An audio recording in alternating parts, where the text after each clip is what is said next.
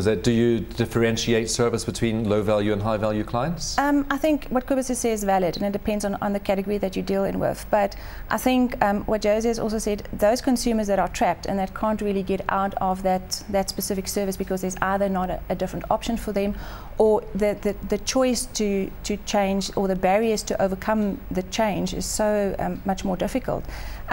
I would rather say, instead of just saying, oh, well, let's get rid of these consumers, because a lot of time that consumers is a big portion of the people that are buying or using your service. So instead of saying, well, let's get rid of them, is actually for the company or the brand to say, how can I change those consumers into becoming real value consumers for me?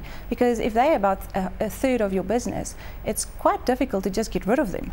So I would rather focus on and saying, what can we do, or how can we find a solution to actually help these people so that they become real loyal and they really want to stay with my company, instead of whinging about it and complaining and going outside, because they're the guys that tell their friends, they go online, they use hellopeter.com to tell you how bad the service is, and the companies actually don't really do anything about those consumers. And I think that's the big problem. Yeah, sorry, we've got to be very careful on how you do that. Yes. Because remember, word of mouth can be one of the most powerful ways of either get your business or losing your business.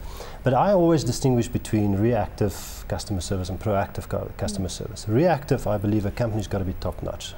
Where the moment the client or the customer contacts you, you've got to give them good customer service, you've got to have a good interaction with them, it's got to be speedy, it's got to give them exactly what they want.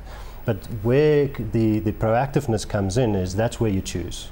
That's where you say, there's a certain amount of clients I'm going to do something extra with or for them to be able to get their word of mouth going and retain their business. But reactively, I believe all customers are very important. Yeah, look, I think it's critically important to look at that dynamic as well, because what you want to actually do is you want to embed your relationship with those people. Yeah. And the only way to actually establish relationship is to give more texture to it, and you give more texture by doing more. So you've actually got to understand your consumer journey end to end, from purchase to every single interaction, to actually know where those touch points are that you can intervene in, and where you can offer better service, more choice, etc. I mean, that is a common theme that I think everybody has spoken about, is the insight.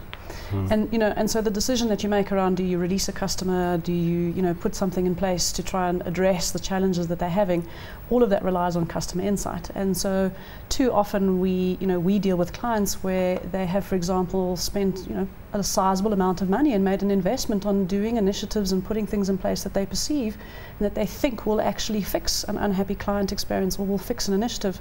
But actually, at the heart of it, it's not delivering on what the customer wants and what the customer expectations are. And so while we may implement it and we may think that it's going to improve the experience, it actually isn't addressing the heart of the problem. And so the decision that needs to be made before you release is really understand what the customer wants. So what's we saying, that sometimes a company's measure of customer service or good customer service is not necessarily how a customer sees it? Well, absolutely. I mean, most call them CRM, retention initiatives, improvement initiatives. Most of these initiatives very often start with very, very good, agendas in mind to improve customer service. But in the majority of the cases, they are driven from a very internal, business-centric point of view, which is, how can I reduce the costs to serve? How can I streamline the process to make my back office function more effective? What doesn't typically happen is it's never really done from the perspective of the customer and how the customer experiences the interactions with the company. And so while you may improve the processes internally and you may reduce your costs and you may make it easier for you to do business, you may actually not be making it easier for your customers to be doing business with you or delivering on what they want. And ultimately, they are the voice that's telling you if they are happy or not. And so that's really at the heart of it, is what do your customers really want to get? Lizette, how about customer loyalty? How far does that go to retaining customers even when they're perceiving that they're not getting good service? Yeah. I think what we've seen in the FMCG market specifically is that we are seeing that loyalty is not enough. It's starting to become not enough. But as the panel said earlier on as well, is that if you do work hard on that relationship, it is a lot easier to retain that customer or that consumer. However, I think for me the word loyalty means that yes, I'm loyal to you, but I'm loyal out of habit. For me, I would rather say I want to have a relationship or a commitment with that specific customer or consumer, because that stretches beyond just saying, well, I'm satisfied. Because I can say I'm satisfied, but I'm still trapped staying there. So I think the metrics that we use to actually measure what loyalty is or what customer satisfaction is also a thing that we need to relook. And like Nikki have said, is I think a lot of businesses look at what are the metrics that will satisfy their board and their stakeholders, and not really understanding what the metrics is that they have to put into place to really deliver to the customer. And for me, that is really relationship management and not loyalty, because I think there's a huge difference in those two things. Yeah, I'd like to add something else, a third dimension maybe into loyalty. On the one side we say, yes, we look at ourselves and what do we think the customer wants. Then we do research and say, what does the customer think they want? And but there's a third one, and that is the element of surprise. And that is something doing that the customer never expected you to do. And it can be so simple. It can happen within a few seconds. Good surprise or bad surprise? Good surprises. No, good surprises. And just surprising them and saying, hey, you know, a simple thing is like, I see your daughter is now 6 years, they go to school this year. And I said, how did you know that? So, well, it's on my system, but I'm just interested. Something as small as that.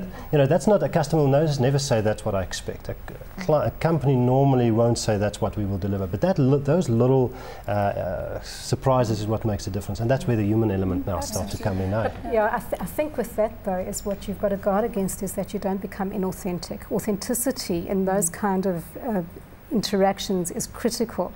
Because, I mean, I don't know how many times I've had birthday SMSs and I think, oh, please, I mean, do you really care that it's my birthday? And if you really cared if it was my birthday, you would be doing more than just sending me an SMS. I mean, it's very sweet and very kind, but I know it's automated. The customer is no fool. And I think authenticity in it is critical. So it's got to be meaningful from the company's perspective in terms of what they do, and meaningful for the customer as well. Well, we have to leave it there for a moment. The global economy may have turned the corner, but there is still some work that needs to be done to regain consumer confidence. After the break, my guests and I continue our discussion on consumer loyalty. We'll see you after this.